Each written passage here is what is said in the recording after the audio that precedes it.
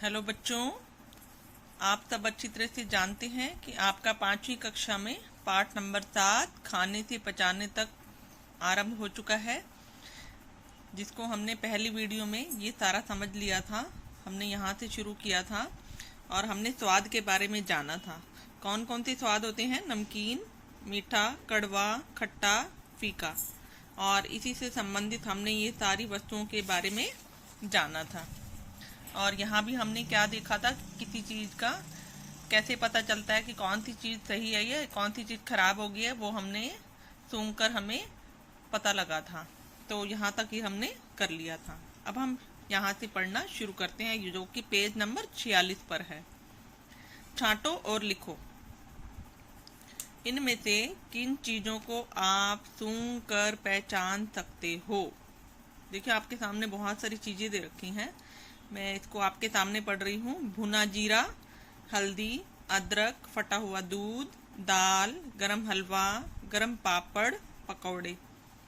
तो देखिए, जब जीरे को हम तवे पर भूनते हैं तो उसमें से महक आती है, खुशबू आती है, उसे आप सूंघकर पहचान सकते हैं। तो इस पर आप ऐसे टिक मार्क लगा दीजिए, भुने हुए जीरे पर। उसके बाद आप हल्दी को भी सूंघकर पहचान सकते हैं। ठीक, हल्दी को आप देखिए, आपकी रसोई में हल्दी जरूर होगी और जीरा भी होगा भुना हुआ। मम्मी से आप पूछना, उनको आप सूंघकर देखना।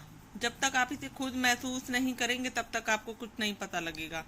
जीरे को भी आपने सूंघकर देखना है और हल्दी को भी सूंघकर देखना है। इसे भी हम सूंघकर पहचान सकते हैं। और अदरक को भी हम सूंघकर पहचान सकते हैं। अदरक को आप काट कर चाय में डालते हैं तो उसमें से अच्छी खुशबू आती है, तो इसे भी हम सूंघकर पहचान सकते हैं। फटा हुआ दूध, दूध जब फट जाता है तो उसमें से अलग सी दुर्गंध सी आती है, वो भी हम सूंघकर पहचान लेते हैं।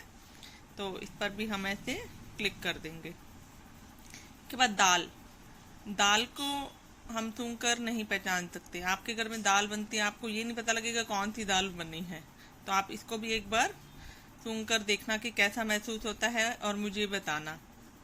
उसके बाद गरम हलवा, हलवे का तो आपको पता लग ही जाता है। जब आपकी मम्मी गरम गरम हलवा बनाती है तो आप बहुत दूर जहाँ भी बैठे हो, आप सूंघकर आपके पास महक आ जाती है, तो आपको पता लग जाता है और आप कहते हैं, मम्मी आज आपने गरम गरम हलवा बनाया है। तो इस पर भी हम ऐसे क्लिक करेंगे। गरम पापड़, पापड़ जो हम सेकते हैं या तलते हैं उसमें से कोई इतनी महक नहीं आती, खुशबू नहीं आती। पकोड़े की भी नहीं आती, थोड़ी बहुत आती है। तो आप देखिए आप इसको कैसा महसूस करते हैं, तो उस पर भी आप क्लिक कर सकते हैं।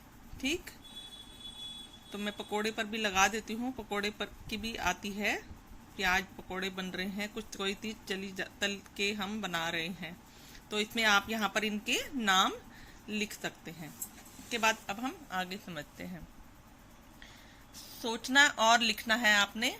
आप कैसे जान जाते हो कि खाने की कोई चीज़ अच्छी है या खराब?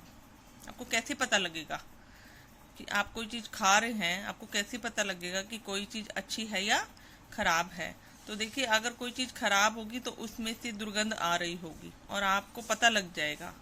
उसमें से उठने वाली जो गंध है वो, उससे आपको पता लग जाएगा कि कोई चीज़ अच्छी है या खराब है। उसके बाद अगला प्रश्न देखिए, आपसे पूछा गया है, आप बिना चखे कैसे पता लगाओगे कि दही बहुत खट्टा है? आपके घर में मम्मी दही जमाती है तो आप कई बार देखते हो कि दही बहुत खट्टा होता है, उसकी दुर्गंध भी आती है जब बहुत खट्टा हो जाता है। और दूसरी, उसमें क्या हो जाता है, उसमें बुलबुले उठने लगते हैं। क्या उठने लगते हैं? दही में बुलबुले उठने लगते हैं, यानी कि दही बहुत खट्टा हो गया है, खराब हो गया है। तो दही के ऊपर बुलबुले देखकर हम उसका अंदाजा लगा सकते हैं कि दही बहुत ही खट्टा है। अगला देखिए टॉपिक, मिलकर किया भोजन। स्कूल में आधी छुट्टी हो गई है। आप स्कूल में जब आते थे तो आपकी रिसेस होती थी, आधी छुट्टी होती थी। आप सब बच्चे हाथ धोकर खाना खाने का इंतजार करते हैं ना। जब आपका लंच टाइम होता था तो लंच टाइम में आपको जब तक लंच शुरू नहीं होता, जैसे टाइम होने वाला है और आपको कितनी भूख लगती है, तो आप कमरे से बाहर देखते रहते थे कि कब खाना शुरू होगा और हमें मिलेगा। ऐसा महसूस किया है ना आपने? तो ऐसे यहाँ पर ये 4 बच्चे हैं। देखिए ये क्या कह रहा है। आप इसका नाम ये सोच लीजिए, आपकी क्लास का ये कोई बच्चा है, यूँ सोच लीजिए इसका नाम फरहान है, और ये पलक है, ये गुरमीत है, ये इसका नाम कुछ भी रख सकते हैं। आप यूँ सोच लीजिए इसका नाम मैं क्या रखूँगी, जसप्रीत रख देती हूँ, ठीक है, जसप्रीत इसका नाम है। तो देखिए ये फरहान क्या कह रहा है कि इसको बहुत जोर की भूख लगी है और भूख के मारे इसके पेट में बल पड़ रहे हैं। ठीक है, ये कह रहा है कि बहुत जोर की मुझे भूख लग रही है, भूख के मारे मेरे पेट में बल पड़ रहे हैं। आपके साथ भी ऐसा कुछ महसूस होता है? जब आपको बहुत जोर की भूख लगती है तो आपके पेट में भी दर्द होता है ना? तो ऐसे ही इसको भी कुछ महसूस हो रहा है। और इसे देखिए, इसको क्या महसूस हुआ, इसके पेट में अजीब सी आवाज़ आ रही है, गड़गड़ की आवाज़ आती है। आपको भी महसूस हुआ होगा, जब आपको बहुत तेज भूख लगती है तो आपके पेट में से भी आवाज़ आती है ना? तो और आगे देखिए, इसको क्या महसूस होता है, इसके पेट में चूहे कूद रहे हैं। इसको ऐसा लग रहा है कि इसके पेट में चूहे कूद रहे हैं, चूहे नाच रहे हैं। भूख लगने पर हमें ऐसा ही महसूस होता है ना? और इसके बाद ये देखिए, इसे क्या हो रहा है, भूख लगने पर बहुत थकावट महसूस हो रही है। क्या फील हो रहा है, बहुत टायर्ड फील कर रही है ये। तो अगर कुछ खाएगी तो ये थोड़ा सा आराम महसूस करेगी। तो अभी हमने इन 4 बच्चों की बातें पढ़ी कि इसके पेट में बल पड़ रहे हैं, इसके पेट में आवाज़ आ रही है, इसके पेट में चूहे कूद रहे हैं, इससे थकावट महसूस हो रही है। तो जब आप सबको भूख लग रही है तो इतनी देर में क्या हुआ कि आपके खाना परोसने वाली आंटी आ गई। आप जब लंच टाइम में इंतज़ार करते थे तो आपकी भी आंटी आती थी ना? तो उनका जो भी नाम है, इनकी क्या है, विमला ताई नाम है। तो आप अपनी उन आंटी को याद कीजिए जो आपके लिए खाना परोसती थी, और उसने सबको खाना परोसा। खीर देखी, वो खीर लेकर आई। खीर देखकर सलीम के मुंह में पानी आ गया। देखो यहाँ पर इसका नाम सलीम रखा हुआ है, मैंने फरहान बोला था ना, तो यहाँ पर इसका नाम सलीम रखा हुआ है। इसके मुंह में पानी आ गया और वो बहुत जल्दी जल्दी खाने लग गया उसको, क्योंकि जो भूख लग रही थी तो उसने जल्दी जल्दी को खाना शुरू कर दिया। तो यह देखकर जसप्रीत कहता है, ये जसप्रीत है, ये कहता है, अरे इतनी भी क्या जल्दी है, खाना आराम से खाओ ना, क्योंकि खाने को हमेशा चबाकर खाना चाहिए। खाना कैसे खाना चाहिए, खाना हमेशा चबाकर खाना चाहिए।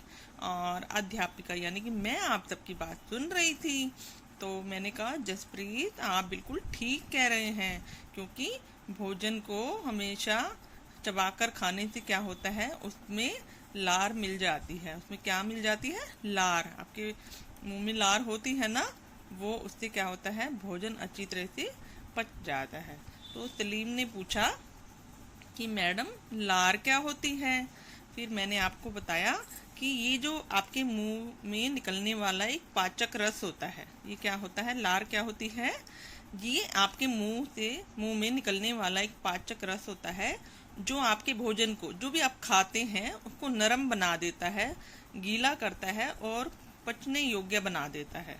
लार क्या करती है, एक पाचक रस होता है, जो भी चीज़ आप खाते हैं, चपाती खाते हैं, सब्जी खाते हैं, कुछ भी और भी खाते हैं, उसको नरम बनाती है, मुलायम बनाती है, गीला कर देती है और पचने योग्य बना देती है। तो राहुल पूछते हैं वो कैसी मैडम? तो फिर मैंने बताया कि भोजन का जो कुछ भाग मुंह में चबाने से लार में मिल जाता है, और जब ये लार में मिल जाता है तो वो आसानी से पच जाता है। क्या हो जाता है, आसानी से पच जाता है। अब आगे देखिए, तो आपसे पूछा गया कि जब आपको भूख लगती है तो आप कैसा महसूस करते हैं? आप भी बिल्कुल वैसे ही महसूस करते होंगे कि आपके पेट में भी दर्द होता होगा, आपके पेट में से भी आवाज़ आती होगी, आपको भी थकावट होती होगी, ऐसा ही महसूस करते हैं ना? और आपके पेट में चूहे भी कूदते होंगे। तो आप इसमें जैसा भी आप महसूस करते हैं वो आप इसमें लिख सकते हैं। उसके बाद अगला, सोचो और लिखो। ऐसी 5 चीज़ों के नाम आपने बताने हैं जिसको देखने पर, सूंघने पर या उनके नाम सुनकर आपके मुंह में पानी आ जाता है। वो कौन सी 5 चीज़ें हैं, ये आपने खुद करना है, मैंने नहीं किया आपके लिए। अपने सोचना है, उन चीज़ों के नाम यहाँ पर लिखने हैं, और फिर आप बताना है कि वो आपके मुंह में पानी उसको देखकर आता है, सूंघकर आता है या नाम सुनकर आता है, ये आपने यहाँ पर बताना है। और आप ये करके मुझे व्हाट्सएप पर अपने कॉपी पर करके मुझे दिखाएंगे, मैं आपकी कॉपी में वहीं चेक करूँगी। ठीक है बच्चों। उसके बाद आगे देखिए, ऐसा करो। देखिए ये एक एक्सपेरिमेंट प्रयोग है, ये आपने खुद पहले करके देखना है। वो क्या कहा गया है कि आप सब रोटी खाते हैं ना, बिल्कुल खाते हैं, तो रोटी के आप 2 टुकड़े कीजिए और एक टुकड़े को, छोटे से टुकड़े को 10 से 12 बार चबाना है आपने, और दूसरे टुकड़े को 32 से 32 बार चबाना है।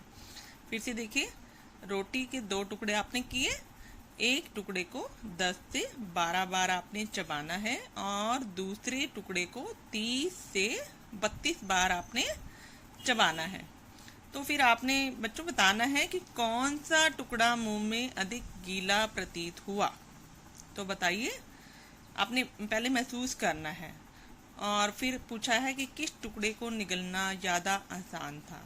तो आप क्या महसूस करेंगे जब जो दूसरा टुकड़ा जिसको आपने 30 से 32 बार चबाया है ना, वो आपको ज़्यादा गीला प्रतीत होगा और उसको निगलना भी आसान होगा आपके लिए। ठीक।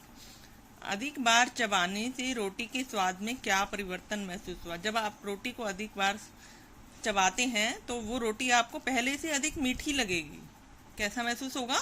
पहले से भी ज़्यादा मीठी लगेगी। ऐसा आपने ये करके देखना है और फिर मुझे बताना है कि मैम हमने ऐसा किया था और हमें वाकई में ऐसा ही परिवर्तन महसूस हुआ, आपको रोटी पहले से ज़्यादा मीठी लगी। ठीक, ये आपने करके दिखाना है। फिर उसके बाद एक और प्रयोग करना है। आपने रोटी वाला तो किया ही किया, और इसके बाद अंकुरित मूंग। आप अपनी मम्मी को कहना कि मूंग को अंकुरित करके आपको खिलाएंगी। और भी चीज़ ले सकते हैं आप, उबले हुए चने। चने तो आपके घर में बनते हैं, उबलते मम्मी उबाल के रखती है, तो वो उसको भी ऐसे ही करना है। पहले 10 से 12 बार चबाना है और दूसरे चनों को 30 से 32 बार लगभग या 35 बार जैसे भी चबाओ आपको चबा कर देखना है। फिर देखना कि कौन सा जो है आपको ज़्यादा अधिक गीला प्रतीत होता है और उसका स्वाद कैसा लगता है। गेहूं के साथ भी आप ऐसा ही प्रयोग कर सकते हैं। जो आपके स्वाद में परिवर्तन आता है उसको आपने अपनी कॉपी पर भी लिखना है। ठीक। अब आगे देखिए, जो बात मैं आपको यहाँ बता रही थी वो यहाँ पर वही लिखी हुई है कि जब आप रोटी को अधिक बार चबाते हैं तो ये आपकी लार में मिल जाती है और पाचन क्रिया द्वारा शर्करा में बदल जाती है। इससे क्या होता है कि जो वो रोटी है वो आपकी थोड़ी मीठी लगने लगती है। तो बच्चों, आपको यहाँ तक ये पाठ अच्छी तरह से समझ में आ गया होगा और इसके बाद हम अगली वीडियो में इसके आगे के पाठ को समझेंगे।